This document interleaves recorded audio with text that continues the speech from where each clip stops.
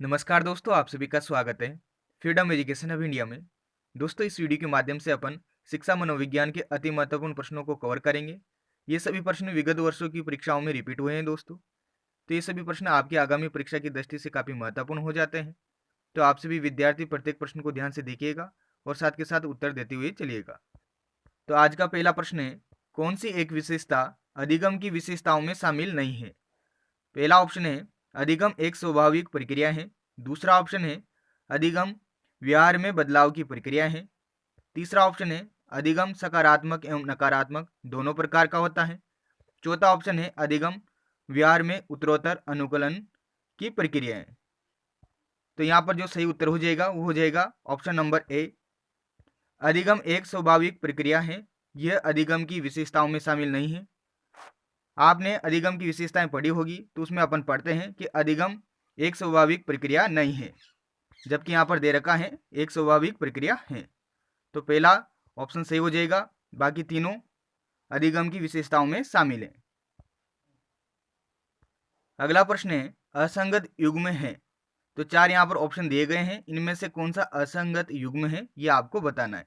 पहला ऑप्शन है पुनर्वलन का सिद्धांत, CL हल।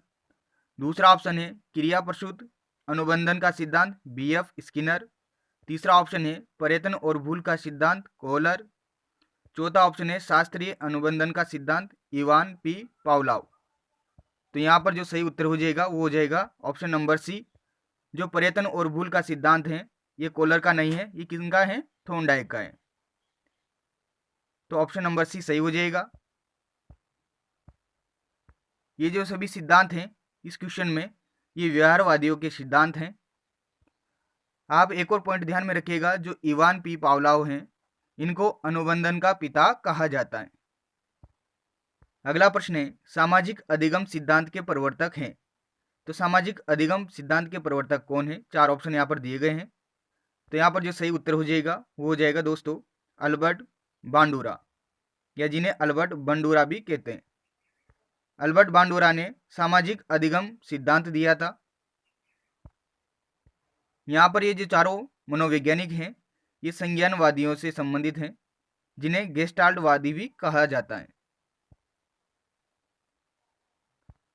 अगला प्रश्न है, अधिगम को प्रभावित करने वाला सर्वाधिक महत्वपूर्ण कारक है। चार ऑप्शन दिए गए हैं, पाठ्य पुस्तकें। दूसरा ऑप्शन है शिक्षण विधियां। तीसरा ऑप्शन है अभिप्रेरणा। चौथा ऑप्शन है वातावरण। तो अधिगम को प्रभावित करने वाला सर्वाधिक महत्वपूर्ण कारक हो जाता है अभिप्रेरणा, मोटिवेशन। तो ऑप्शन नंबर सी यहाँ पर सही हो जाएगा। ये प्रश्न बार बार एग्जाम में रिपीट होता है, ध्यान रखिएगा। अगला प्रश्न है, जॉन ड्यूवी के अनुसार शिक्षण प्रक्रिया का भाग नहीं है। पहला ऑप्शन है शिक्षक। दूसरा ऑप्शन है पाठ्यक्रम। तीसरा ऑप्शन है विद्यार्थी। चौथा ऑप्शन है अनुशासन। तो यहाँ पर जो सही उत्तर हो जाएगा वो हो जाएगा अनुशासन। अनुशासन शिक्षण प्रक्रिया का भाग नहीं है जॉन ड्यूवी के अनुसार। आपने पढ़ा होगा जो शिक्षण प्रक्रिया है ये त्रिध्रुवीय होती है, जिसमें पहला ध्रुव होता है शिक्षक, दूसरा ध्रुव होता है पाठ्यक्रम तथा तीसरा ध्रुव होता है विद्यार्थी। अगला प्रश्न है, अभिप्रेरणा का मनोविश्लेषणवादी सिद्धांत किस पर बल देता है? पहला ऑप्शन है चेतन मन पर। दूसरा ऑप्शन है अचेतन मन पर। तीसरा ऑप्शन है अर्धचेतन मन पर। चौथा ऑप्शन है उपरोक्त सभी पर। तो यहाँ पर इसका जो सही उत्तर हो जाएगा वो हो जाएगा अचेतन मन पर। जो अभिप्रेरणा का मनोविश्लेषणवादी सिद्धांत है जो कि सिगमंड फ्रायड ने दिया था, उसके अनुसार अचेतन मन अभिप्रेरणा के लिए उत्तरदायी होता है। अचेतन मन ही व्यक्ति को क्रिया करने के लिए प्रेरित करता है। तो यहाँ पर ऑप्शन नंबर बी सही हो जाएगा। अगला प्रश्न है, निम्नलिखित में से कौन सा एक बुद्धि का प्रकार नहीं है? ये प्रश्न भी बार बार एग्जाम में रिपीट होता है। पहला ऑप्शन है अमूर्त बुद्धि, जिसे सूक्ष्म बुद्धि भी कहते हैं। दूसरा ऑप्शन है मूर्त बुद्धि, जिसे स्थूल बुद्धि भी कहते हैं। तीसरा ऑप्शन है सामाजिक बुद्धि तथा चौथा ऑप्शन है मानसिक बुद्धि। तो इनमें से कौन सी एक बुद्धि का प्रकार नहीं है? तो जो सही उत्तर हो जाएगा वो हो जाएगा दोस्तों मानसिक बुद्धि। तो ऑप्शन नंबर डी सही हो जाएगा। अगला प्रश्न है, बुद्धि का त्रिआयामी सिद्धांत या बुद्धि की संरचना का सिद्धांत किसने दिया? पहला ऑप्शन है लुईस थ्रस्टन। दूसरा ऑप्शन है स्पीयरमैन, तीसरा ऑप्शन है गिलफोर्ड, चौथा ऑप्शन है अल्फ्रेड बिने। तो जो सही उत्तर हो जाएगा वो हो जाएगा गिलफोर्ड। जो जेपी गिलफोर्ड हैं, इन्होंने बुद्धि का त्रिआयामी सिद्धांत दिया था, जिसे बुद्धि की संरचना का सिद्धांत भी कहते हैं। लुईस थर्स्टन की बात करें तो इन्होंने बुद्धि का समूह, खंड अथवा तत्व अथवा कारक सिद्धांत दिया था। इनके अनुसार बुद्धि के 7 प्राथमिक कारक होते हैं।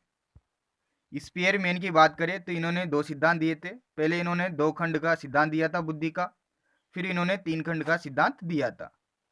खंड अथवा इसे तत्व अथवा कारक भी कहा जाता है। स्पीयरमैन के अनुसार जो 3 कारक हैं वो कौन कौन से हैं, तो ये आपको पता होगा।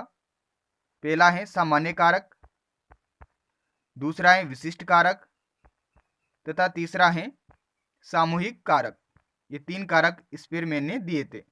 जो प्रथम सिद्धांत था उसमें इन्होंने सामान्य और विशिष्ट कारक दिए थे, तथा दूसरा जो इनका सिद्धांत आया था त्रिखंड अथवा तत्व अथवा कारक का सिद्धांत, उसमें इन्होंने एक और कारक को ऐड कर दिया था जिसे सामूहिक कारक नाम दिया गया था।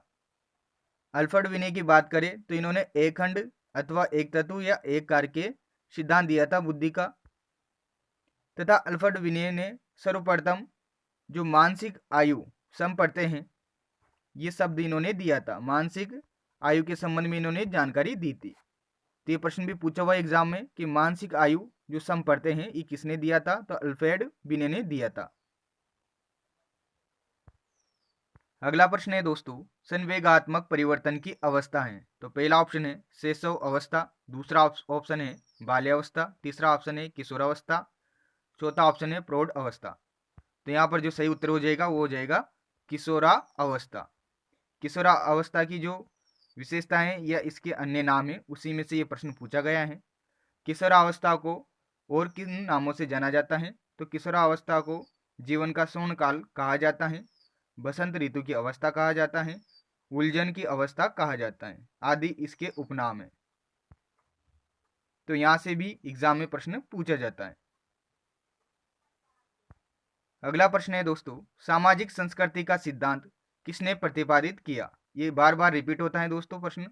पहला ऑप्शन है जीन पियाजे, दूसरा ऑप्शन है वाइगोत्स्की, तीसरा ऑप्शन है कोलबर्ग, चौथा ऑप्शन है जेरोम ब्रूनर। इस प्रश्न का जो सही उत्तर हो जाएगा वो हो जाएगा option number B, Vygotsky. Vygotsky के द्वारा सामाजिक संस्कृति का सिद्धांत दिया गया था। जीन पियाजे की बात करें तो इन्होंने संज्ञानात्मक विकास का सिद्धांत दिया था।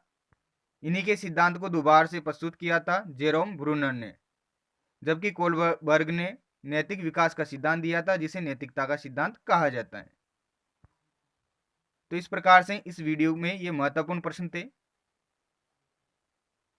इसी प्रकार के प्रश्नों के लिए आप हमारे इस चैनल को सब्सक्राइब कर दीजिएगा तथा कमेंट बॉक्स में जरूर बताइएगा कि आपको ये सभी प्रश्न कैसे लगे। ऐसे ही प्रश्न मैं आपको आगे प्रोवाइड करवाता रहूँगा जब तक आपका एग्जाम नहीं हो जाता।